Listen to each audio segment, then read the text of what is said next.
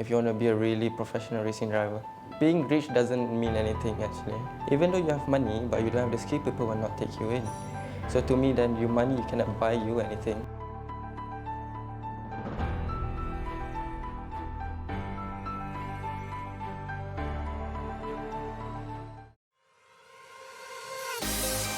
Hi everyone, I'm Robin van Persie, brand ambassador of BK8.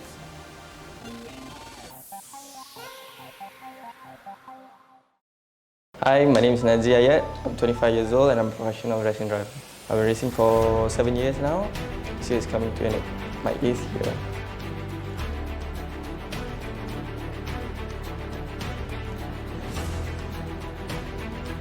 I started at the age of 17.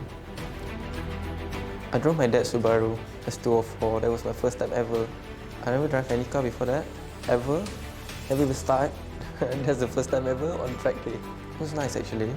It's first experience. My dad looked at me with like big eyes, like, "Did you drive my car before this?" And then my dad asked me, "You want to do it?" And I was like, "Okay, fine," because I was Form 5 and it turns out it's quite well. And then from there, that's how my career started. A look here at Najiy Ayyad in the Ombra Racing. In 2014 in Formula BMW in Asia, Meritus. From there I went to Asia Formula Renault 2015 with a Malaysian team. It's called SND Motorsports, and then 2016 I continued second year with them. The first year 2015 I finished 4th on the championship overall, then the second year I finished 3rd. And from there I got selected to go for the rookie test in Barcelona, end of 2016. And then on 2017 I did my first Formula Euro Cup in Europe. I think it was one of the best experiences ever. I choose to build my reputation outside of Malaysia first, because at the end of the day I think I can come back here. And in motorsports, time is really short. By the age of 37, 40, you consider an old driver. So I'll try to build myself outside of Malaysia as much as I can, and I can always come back to Malaysia. If I build here, and then when I realize, oh, I think I need to go out, might be too late. Yeah, that's how I choose, and then I decide to start with Europe first and then come back later. In my personal opinion, I think go-karting is really good for young drivers to learn, even for adult if you want to start off, because if you jump straight to racing car, I think it's really costly and you become confused. Or is it the car or is it you? You go to go-kart, there's no suspension, there's no traction control, there's no body or chassis like you know, when you go to a GT86 and they say, oh, the car handling is just so good. In a go-kart, you don't have that, so it's all up to you. So if you can drive fast, that is from you. It's also good because there's a lot of good drivers in go-kart. So for you to compare yourself and to fight yourself, I think it's the best platform to start with, for you to build yourself to become a racing driver. And I think lower category drivers are quite good, really good. Most of them are really good. Because from there you can see like these drivers are here is because they have zero money, but they have sponsors because they prove themselves that they're good. And you want to be in that position. You want to race that without coming up your own money, even though you have money. So you want people to pay for you, or maybe you get some sponsorship from there. So from there, you know, there's a value. That people, when they look at you, they know that, okay, this boy is going to be a championship winner in the next few years in a higher category. So you need to build that. So that achievement will go on forever. Even though when you stop racing, people know that, oh, we've been supporting this guy since he was this young, and he achieved that. And that history that you have, people will always look up to.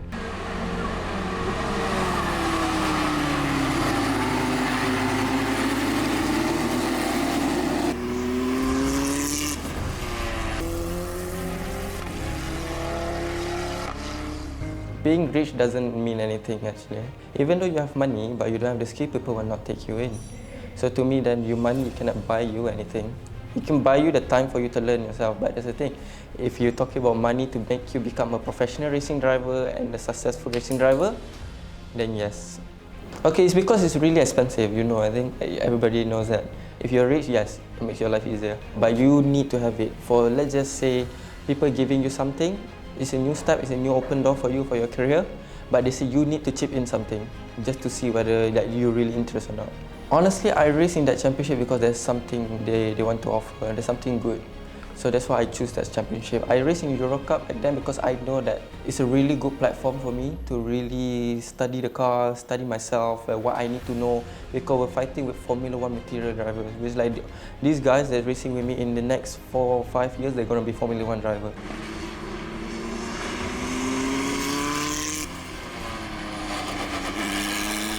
They drive beyond perfection. That's what I see. Because if you look at me and S1K, I was fast, but I know if I'm in Europe, bro, I might be good, but there's like another 10 drivers that's good as me. Just say you get one pole position and you can't maintain that lap, that pace, it's still not good enough. Because in the race, people are still going to overtake you and you can't catch them back, which is really like put you under pressure.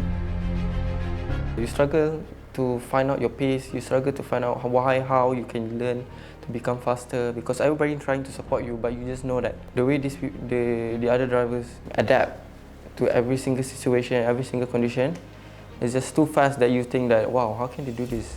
What makes them so special?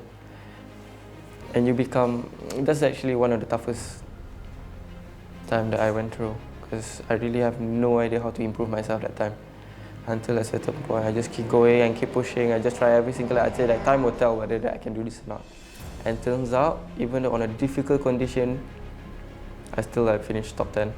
That's the time I was like, wow, okay. So it teaches you to become very consistent, very focused, and fully committed to every single session, every outing.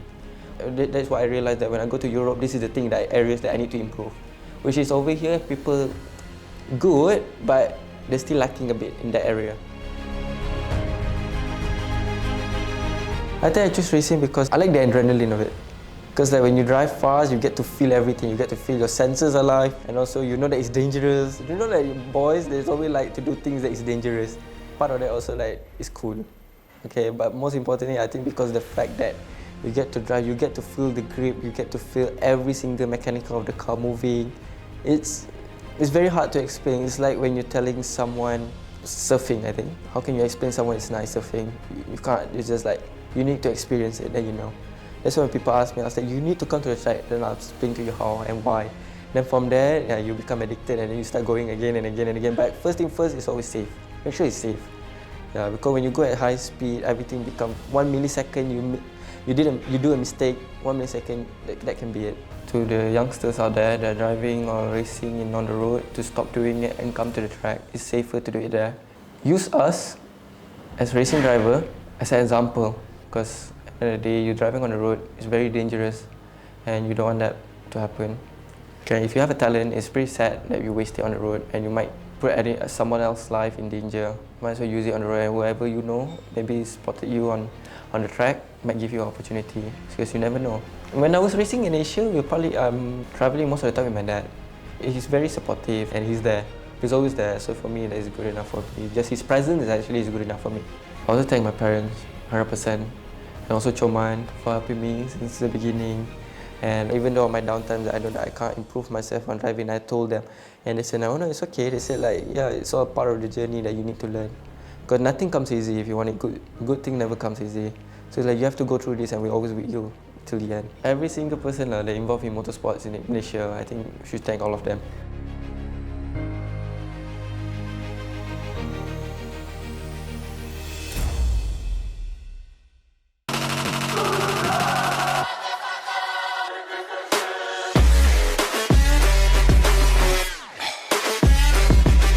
Never miss a goal. Watch it on BKA Live TV app right now.